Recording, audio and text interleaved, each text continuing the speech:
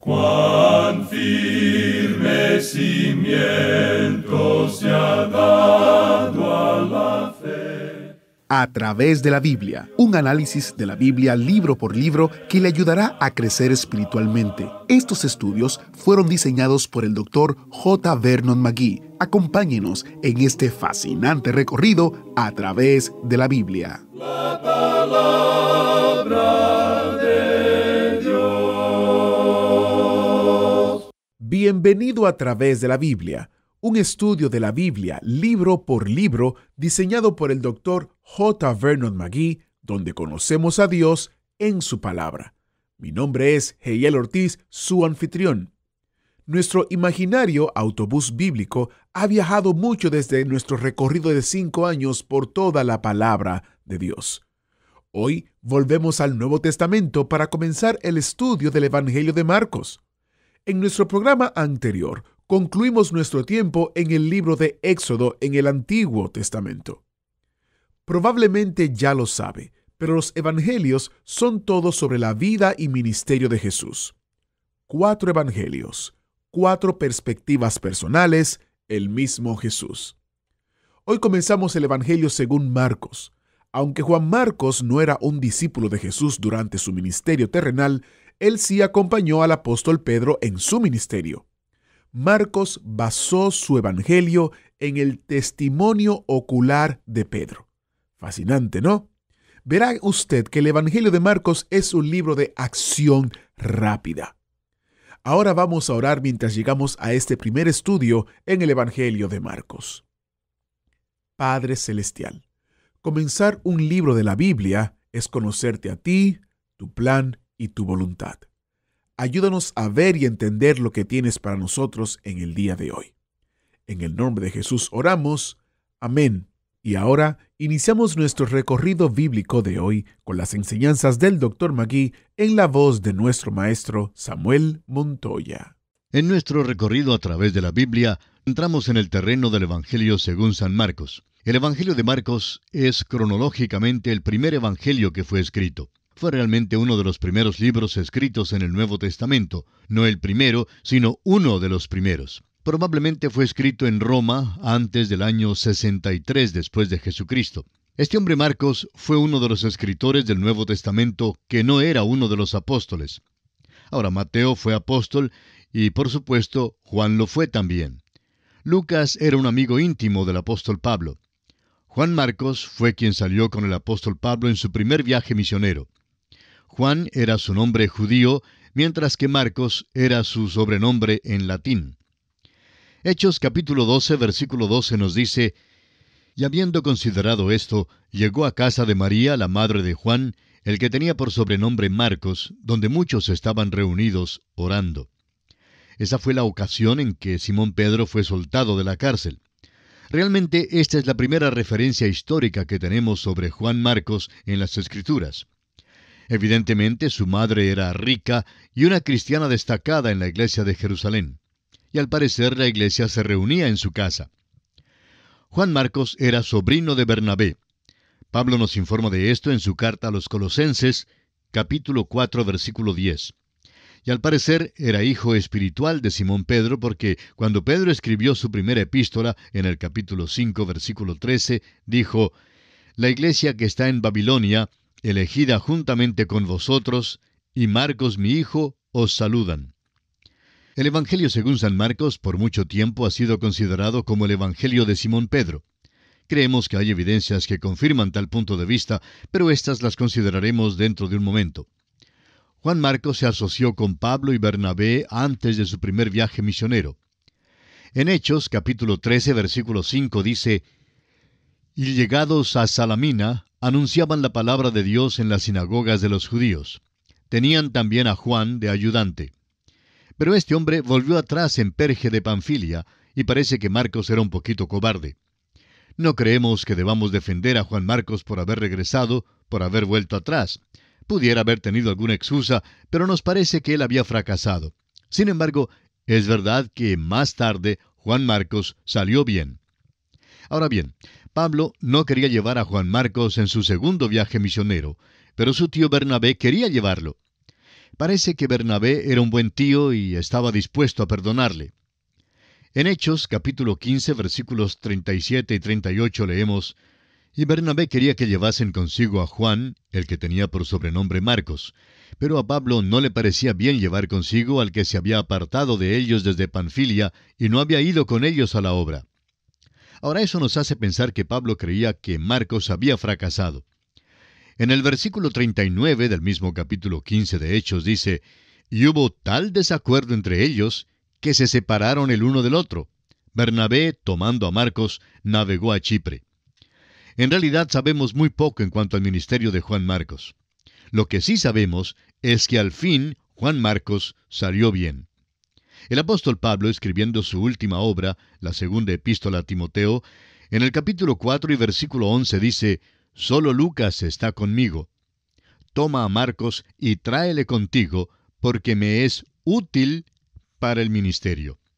Siempre ha existido la pregunta de si Marcos forma parte de la historia del Evangelio o no. Y mientras estamos dirigiendo nuestra atención a este tema, quisiéramos aclarar que personalmente no creemos que haya base alguna para creer esto. Se dice que este hombre Marcos recibió los hechos del Evangelio de Pedro. Otros dicen que recibió la explicación del Evangelio de Pablo. Estamos más dispuestos a aceptar lo primero. Ahora, ¿por qué hay 4 evangelios? En primer lugar, porque fueron escritos a diferentes grupos de personas. El Evangelio de Mateo fue escrito para la nación de Israel, especialmente para el hombre religioso. El Evangelio según Marcos fue escrito específicamente para el hombre romano y era especialmente apropiado para el tiempo romano. Fue escrito para el hombre poderoso. Los romanos fueron los que gobernaron al mundo durante un milenio. Y el Evangelio de Marcos fue escrito para tales personas. Los romanos habían sojuzgado al mundo y realmente habían traído la paz, la justicia, las buenas carreteras, la ley, el orden y la protección. Pero era una paz forzada. El pie de hierro de Roma pisaba al género humano y tuvo que pagar el precio. Roma era una dictadura poderosa. El doctor D.S. Gregory lo ha expresado así: El romano debía procurar, con un poder humano, el perfeccionamiento de la humanidad, subordinando al individuo bajo la autoridad del Estado, haciendo al Estado universal. Para ello debía tomar la forma de ley que era controlada por principios políticos, de los cuales un aprecio por la ley y la justicia era muy conspicuo. Robert D. Culver, en su libro sobre las profecías de Daniel, dice que el Imperio Romano le dio al mundo el tipo de paz que la Liga de las Naciones y ahora las Naciones Unidas tratan de darle al mundo. Este tipo de paz ya había sido probado por los romanos y era una paz incitada por el mundo, forzada sobre el mundo y guardada en las manos de un hombre muy poderoso. El mundo de hoy, por supuesto, busca de nuevo la venida de aquel hombre poderoso. El romano también buscaba ese tipo de persona. Roma representaba un poder humano activo en el mundo antiguo y conducía a una dictadura. El poder realmente era posesión de un solo hombre, lo que era algo muy peligroso. Eso todavía hoy en día es algo peligroso. Y quisiéramos citar una vez más al doctor Gregory con respecto a esto. El romano, dice él, era el obrero más poderoso, el conquistador, el organizador y el soberano. El hombre que era el César podía regir el cetro del imperio universal. El César y el cesarismo constituían el último resultado inevitable del desarrollo romano. Cuando al hombre se le había hecho sentir en lo más profundo de su ser que la justicia natural en las manos de un déspota humano era algo terrible para el hombre pecaminoso, el Espíritu Santo propone recomendar nuestra aceptación de Jesús de Nazaret como nuestro soberano y Salvador, el libertador esperado del mundo. Hasta aquí la cita del doctor Gregory. Estamos entrando en una posición cercana hoy al día en que habrá un estado policíaco mundial que será gobernado por un solo hombre. Será un reinado satánico sobre hombres pecaminosos quienes clamarán por la liberación. El único que podrá librarles será el Señor Jesús mismo cuando Él venga otra vez. El apóstol Pablo escribió a los romanos en el capítulo 1, versículo 16, diciendo: «Porque no me avergüenzo del Evangelio, porque es poder de Dios para salvación a todo aquel que cree». Aquel poder, amigo oyente, es el que puede extender la misericordia. En los días en que reinaban los Césares, el mundo suspiraba por la misericordia, pero todo lo que recibió fue poder. Era un tiempo cuando nadie se atrevía a resistir ese poder, porque resistirlo significaba la muerte misma. Era imposible huir de ese poder, y nunca se podía salir de los límites de aquel poder. Fue en aquel tiempo cuando Dios envió un mensaje especial para aquel segmento de la población, y Juan Marcos fue su escritor. Ahora, Juan Marcos nos da el relato del Evangelio de Simón Pedro. La iglesia primitiva creía que eso era verdad y así lo sostuvo. Por ejemplo, Papias, uno de los primeros padres de la iglesia, anotó que Juan Marcos recibió su Evangelio de Simón Pedro, y quisiéramos citarle ahora. Dijo Papias: Marcos, el intérprete de Pedro, escribió con mucho cuidado todo lo que él recordó, pero no según el orden de los discursos ni de las obras de Cristo. Ahora Eusebio dice que tal luz de piedad resplandeció en las mentes de aquellos que oyeron a Pedro, que no quedaron satisfechos con oír una sola vez, ni con la doctrina no escrita, sino que seriamente imploraron a Marcos que les pusiera por escrito la doctrina que habían recibido mediante la predicación. Y así fue que recibimos el Evangelio de San Pedro por medio de Juan Marcos. Es un evangelio de acción porque Simón Pedro era tal tipo de hombre. Es un evangelio de acción escrito para el hombre romano, un hombre de acción. Hagamos ahora una comparación de los 4 evangelios. Mateo presenta a Jesús como el rey, como el león. Marcos presenta a Jesús como el siervo, el buey. Lucas presenta a Jesús como el Hijo del Hombre, cara del hombre. Juan presenta a Jesús como el Hijo de Dios, el águila. En Marcos, Jesús pone a un lado el ropaje real de su propia majestad y se ciñe el paño de servicio. El énfasis en Marcos es sobre el hacer y no sobre el hablar. Los milagros predominan en este evangelio.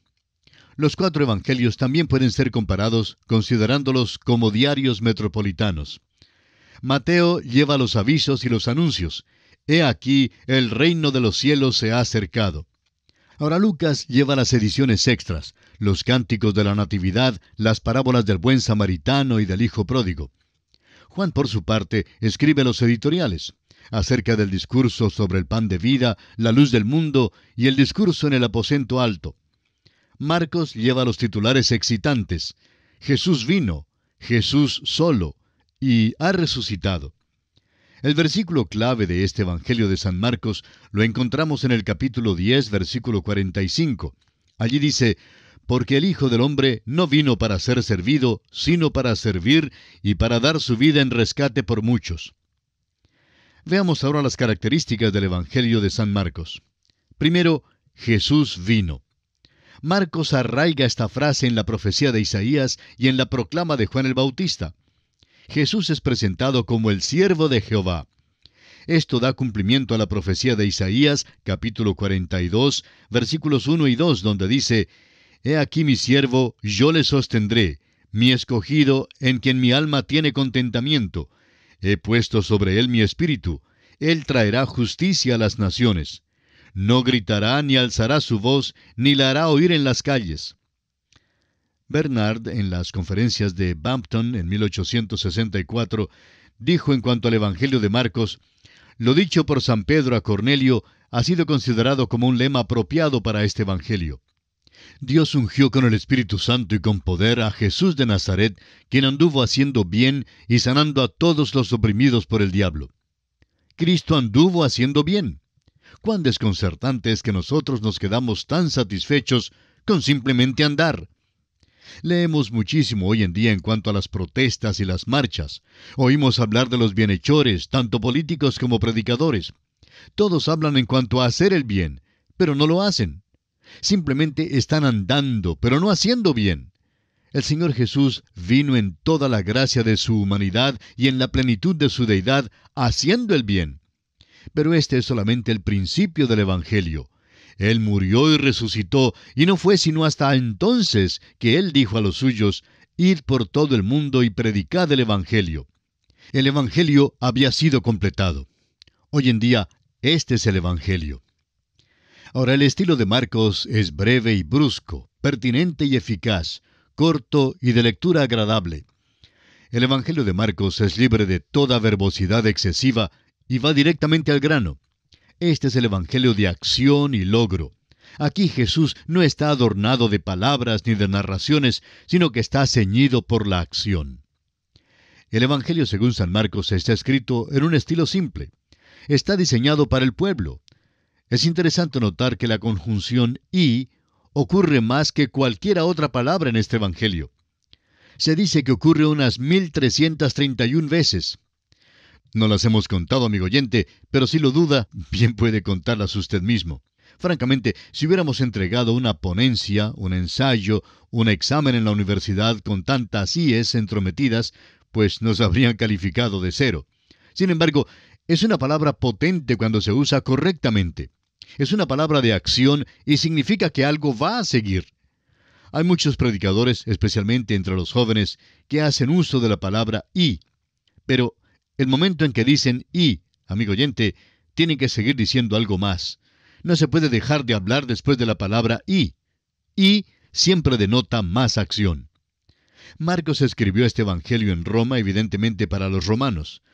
Los romanos eran muy activos y aprobaban el poder y la acción. Ellos querían saber la respuesta a esta pregunta. ¿Es poderoso Jesús para hacer el trabajo? Este evangelio es lo suficientemente breve como para que un hombre que esté muy ocupado lo pueda leer. Se cita pocas escrituras del Antiguo Testamento y se explica las costumbres judías, lo cual da prueba adicional de que fue escrito para extranjeros. Mateo nos da una genealogía porque un rey tiene que tener una genealogía. Ahora Marcos no nos da una genealogía porque un siervo no la necesita. Un siervo tiene que hacer el trabajo. Y vamos a ver esto en este evangelio porque Jesús es presentado aquí de esa manera. Veamos ahora un breve bosquejo de este evangelio según San Marcos. Encontramos aquí las credenciales de Cristo. Primero, Juan presenta al siervo. Esto se encuentra en el capítulo 1, versículos 1 al 8.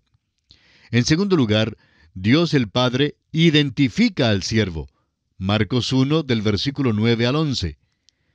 En tercer lugar, la tentación inicia al siervo. Capítulo 1, versículos 12 y 13. En cuarto lugar, palabras y obras ilustran al siervo. Marcos 1, versículo 14, hasta el capítulo 13, versículo 37. Y esto se divide en dos secciones. Primero, ilustran al siervo por medio de milagros. Milagros de sanidad física, milagros sobre la naturaleza, o sea, naturales. Milagros sobre demonios, o sea, espirituales. Y la resurrección de entre los muertos, o sea, lo sobrenatural. También estas palabras y estas obras ilustran al siervo por medio de parábolas y enseñanzas. Primero, parábolas. Segundo, por enseñanzas misceláneas. Y tercero, por incidentes. Y en quinto lugar, encontramos que la muerte, la sepultura y la resurrección garantizan al siervo, y esto lo encontramos en el capítulo 14, versículo 1, hasta el capítulo 16, versículo 20. Todo esto, amigo oyente, había de introducción. Y ahora vamos a entrar en el estudio del capítulo 1 de San Marcos. En este capítulo, Juan anuncia y bautiza a Jesús. Jesús es aprobado por el Padre, es tentado por Satanás. Principia su ministerio en Galilea. Llama a 4 discípulos. Echa fuera los demonios. Sana a la suegra de Pedro. Ora y sana a un leproso. Probablemente hay más contenido en este capítulo de Marcos que lo que hay en cualquier otro capítulo en toda la Biblia. Compárele, por ejemplo, con Génesis capítulo 1. Abarca este capítulo el ministerio de Juan el Bautista después de volver nuestra atención al Antiguo Testamento, a las profecías de Isaías y de Malaquías. Incluye el primer año del ministerio de Jesús, luego siguiéndole paso a paso en sus actividades de un sábado muy ocupado. Concluye el capítulo con la obra poderosa de Cristo al sanar al leproso. Aquí veremos que a pesar de la atención de su vida activa, Jesús siempre apartó tiempo para la oración. Este capítulo tan lleno de contenido se hace notable por la ausencia de una genealogía, la cual es un aspecto tan sobresaliente en el Evangelio según San Mateo. Ya hemos declarado por qué no se halla la genealogía de Jesús en San Marcos. Un rey necesita una genealogía, pero un siervo necesita referencias y no una partida de nacimiento. Para el siervo no es cuestión de sus antepasados, sino de sus acciones. ¿Es capaz o no de hacer el trabajo? El siervo de Jehová se señala aquí por sus logros. Además de esto, a los romanos y a los otros pueblos gentiles no les importaría la genealogía de Jesús, la que databa desde Abraham. Al comenzar el estudio del texto de este Evangelio, vamos a pedirle a Dios que nos ponga en una relación vital con Jesús. Vamos a contemplar al Señor Jesucristo. El doctor A. J. Gordon escribió: «La mirada salva, pero la contemplación santifica». Consideremos ahora las profecías con respecto a la vida de Juan el Bautista. Leamos los primeros 3 versículos de este capítulo 1 de San Marcos. Principio del Evangelio de Jesucristo, Hijo de Dios. Como está escrito en Isaías el profeta: «He aquí yo envío mi mensajero delante de tu faz, el cual preparará tu camino delante de ti. Voz del que clama en el desierto, preparad el camino del Señor, enderezad sus sendas». Este no es el principio de Juan ni de Jesús. Es el principio del Evangelio, cuando el Señor Jesús vino a esta tierra y murió en una cruz y resucitó. Ese, amigo oyente, es el Evangelio. Hay 3 principios que se registran en las Escrituras, y vamos a anotarlos en orden cronológico. Primero, en el principio era el Verbo. Juan 1:1. Esto vuelve a un principio sin fecha, un principio antes de todo tiempo. Aquí la mente humana solo puede andar a tientas. Es lógico más bien que cronológico, porque, en nuestra opinión, tenemos que tener algún punto de partida en alguna parte del pasado para poder tener una base o principio. Si vemos un avión en el aire, suponemos que debe haber un aeropuerto en alguna parte. Puede que no sepamos dónde está, pero sabemos que el avión despegó de algún lugar. Asimismo, cuando miramos alrededor, al universo, sabemos que partió de algún lugar y que en alguna parte hay un Dios. Pero no sabemos nada en cuanto a aquel principio. Dios sale de la eternidad para encontrarnos. Nosotros simplemente pensamos en alguna parte donde Él puede encontrarse lo más lejos en el pasado que podamos recordar, y tenemos que admitir que Él ya existía aún antes de eso. En segundo lugar, en el principio Dios creó los cielos y la tierra. Génesis 1:1. Aquí es donde pasamos de la eternidad al tiempo. Sin embargo, aunque muchas personas han tratado de fechar a este universo, ningún hombre hasta el momento ha podido medir el tiempo exacto de su existencia. Las suposiciones de los hombres han variado desde los 6.000 años hasta los 3 billones de años o más. Bien, podríamos volver aún más allá de lo que alguien pueda suponer. El universo probablemente ha estado aquí por un tiempo larguísimo. Conocemos tan poquito ahora, pero cuando lleguemos a la presencia de Jesucristo, donde conoceremos aún como somos conocidos, nos daremos cuenta de cómo hemos visto, como por un espejo, oscuramente. Estamos seguros que nos admiraremos de nuestra torpeza e ignorancia. Nuestro Dios, amigo oyente, es un gran Dios. Él tiene tiempo en abundancia. Y aquí vamos a detenernos por esta ocasión. Continuaremos estudiando el capítulo 1 del Evangelio según San Marcos, Dios mediante, en nuestro próximo programa. Que el Señor le bendiga, es nuestra ferviente oración. ¿Fue de ayuda para usted el estudio de hoy? ¿Desea enviarnos algún comentario de lo que ha estado escuchando? Entonces escríbanos, no espere más. Nuestro correo electrónico es atv@transmundial.org. atv@transmundial.org. Si desea recibir las notas y bosquejos de lo que estamos estudiando, suscríbase gratis en nuestra página en internet, a través de la Biblia.org/notas. a través de la Biblia.org/notas.